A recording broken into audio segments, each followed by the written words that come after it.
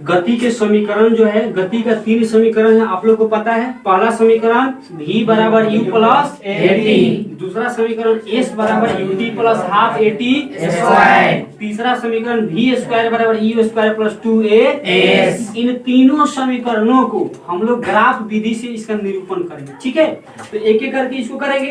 पहला समीकरण हमारा क्या है, 1 नंबर वाला v बराबर u प्लस at। इस समीकरण को हम लोग ग्राफ के सहायता से सिद्ध करेंगे, ठीक है। पहले ग्राफ बनाया जाए। आप लोग को पता है कि ग्राफ में मुख्य रूप से 2 लाइनें होती है, 2 रेखाएं होती है ना। एक होती है ऊर्ध्वाधर और एक होती है क्षैतिज। जो खड़ी होती है उसको बोलते हैं ऊर्ध्वाधर, जो लेटी हुई है उसको बोलते हैं क्षैतिज। क्षैतिज को बोला जाता है x अक्ष और जो ऊर्ध्वाधर है उसको बोला जाता है y अक्ष। एक्स अक्ष पर हमेशा दर्शाया जाता है समय को, इसमें स्वतंत्र राशि को दर्शाया जाता है ना। स्वतंत्र राशि में हमारा कौन आएगा, समय। इस जो वाई अक्ष है इस पर हम दर्शाते हैं वेग को। किसको दर्शाते हैं, वेग। देखिए ये जो गति का प्रथम समीकरण है, इसका निरूपण करने के लिए सबसे पहले हम लोगों को ग्राफ बनाना होगा। ये ग्राफ में 2 लाइनें बन गया। आप लोग को पता है इस बिंदु को हम लोग बोलते हैं मूल बिंदु। क्या बोलते हैं, मूल बिंदु। मूल बिंदु का निर्देशांक कितना होता है, 0 0। कितना होता है, 0 0। किसी को कोई दिक्कत, चलिए आगे बढ़ते। देखिए माना हम लोग मान लिए हैं कि कोई वस्तु है और वो वस्तु गति करता है, ठीक है, यहाँ से लेकर यहाँ तक। और जो वस्तु का ढाल है, प्रवणता है, वो कुछ इस प्रकार बन गया। प्रवणता समझते हैं ना, ढाल प्रवणता बन गया। अब इसको अगर हम लोग मिलाना चाहें यहाँ से फिर इधर आगे इसको और यहाँ से हम लोग मिला दिए, किसी को दिक्कत।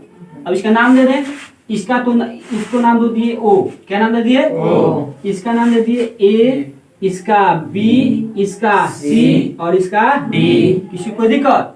ये जो है ना ए और ओ या ओ ए ओ ही कहिए आराम से। तो ए ओ है, ये वस्तु का प्रारंभिक वेग है। क्या है, प्रारंभिक वेग को किसे सूचित करते हैं, यू से। अच्छा बताइए जो ए ओ है इसके बराबर ही ना है डी सी, तो ये भी यू के बराबर होगा। किसके बराबर होगा, यू के। तो इसका प्रारंभिक वेग हो गया ए ओ और अंतिम वेग हो गया बी सी।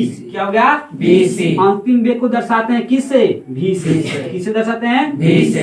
तो ए ओ हो गया हमारा यू प्रारंभिक वेग और बी सी हो गया हमारा भी अंतिम वेग। तो क्या क्या दिया है देख लिया जाए। देखिए पहले इसमें हम लोग देखें तो यू बराबर क्या हो जाएगा, ए ओ, या ए ओ के जगह पे हम लोग तो डी सी भी लिख सकते हैं ना। समझ में आ गया, डी सी। अच्छा भी का देख लिए हम लोग, तो भी बराबर क्या है, बी सी। भी बराबर बी सी, या हम लोग बी सी के जगह पर, ध्यान दो बाबू बात मत किया करो, जो बी सी के जगह पर इसको 2 भाग में बी डी या प्लस डी सी लिख सकते हैं। बी डी या प्लस डी सी बराबर कितना हो जाएगा, बी सी ना हो जाएगा। समझ में आ रहा है। अगर पूरा का पूरा हमारा क्या है, बी और सी क्या है, बी सी। बी सी के जगह पर अगर हम लोग बी डी अब प्लस डी सी लिखे तो नहीं हो जाएगा। अरे बाबू 5 है तो ये पूरा का पूरा 5 है, तो इसको 2 आप प्लस 3 नहीं लिख सकते हैं। समझ में आ गया ना। तो ये जो है पूरा का पूरा बी सी है, इसको लिखने के लिए हम लोग इसको और दूसरा तरीका से लिखे तो बी डी या plus D C, B D या प्लस बी डी, ये हो गया बी और डी या प्लस डी और सी, बी और सी। किसी को दिक्कत।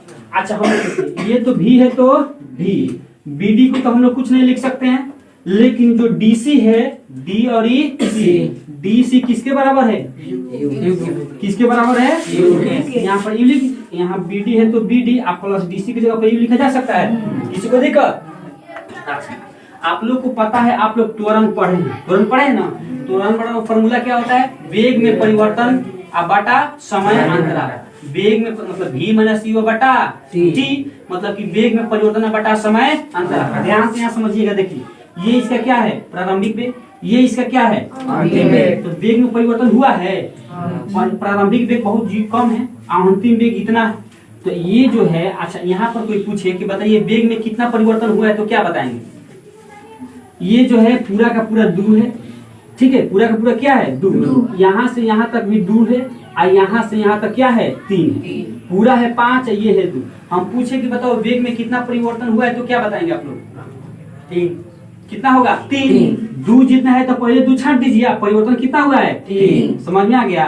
तो अब देखिए, अगर हम पूछे कि ये होता है हमारा वेग में परिवर्तन, त्वरण बराबर होता है वेग में परिवर्तन, वेग में परिवर्तन अब बटा समय। तो वेग में परिवर्तन कितना हुआ है, bd, वेग में परिवर्तन bd ही ना हुआ है, क्योंकि ए ओ जितना है उतना ही है dc, तो पहले वाला छाट देंगे तो परिवर्तन कितना हुआ, bd, कितना हुआ bd, तो a बराबर हो जाएगा bd, समय को लिखते हैं t, इधर गुना हो जाएगा तो at अब बराबर bd, यहाँ bd की जगह पर क्या लिख सकते हैं, bd की जगह पर at, तो v बराबर bd की जगह पर क्या लिख देंगे, at प्लस u, तो v बराबर हम लोग ज्ञात क्या करते हैं, v बराबर u प्लस at, तो 80 प्लस यू है तो इसको यू प्लस 80 लिख सकते हैं, किसी को दिक्कत, तो v बराबर यू प्लस 80, v बराबर यू प्लस 80। देखिए तो जो हम लोग को सिद्ध करना था वो सिद्ध कर दिए, तो यहाँ पर हम लोग लिख देंगे प्रूव्ड, PROVED, प्रूव्ड मतलब कि सिद्ध।